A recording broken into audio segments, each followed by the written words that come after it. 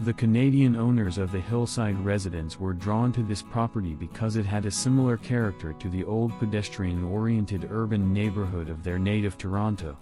From this quiet tree-lined residential street, just a few blocks walk from the bustling activity of shops and restaurants along Austin's South Congress Avenue, they could walk out of their front door and be listening to world-class guitar licks at the Continental Club in minutes.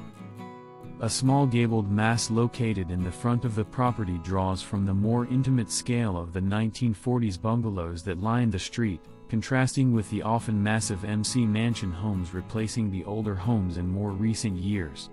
The carport and some supporting rooms burrow into the sloping site, forming a basement level that dramatically reduces the visual scale of the building and hides the cars from view, while allowing the owners to max out the footage allowed by local zoning ordinances.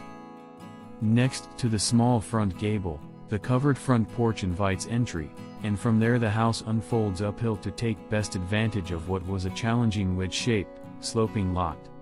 The house takes on the geometry of the property lines as they converge towards the rear of the lot, creating a forced perspective that plays interesting tricks with perceived distances. Intersecting volumes and geometries create unique spatial qualities that pull you through the house, from the front porch through common spaces and out to the screened porch and pool at the rear of the house.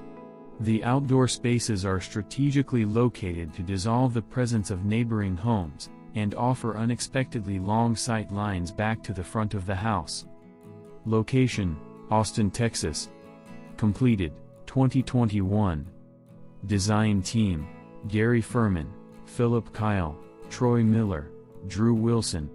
Contractor: by owner. Landscape Design: Austin Outdoor Design. Interior Design: Blair Burton Interiors. Photographers: Dror Baldinger, Leonid Fermansky.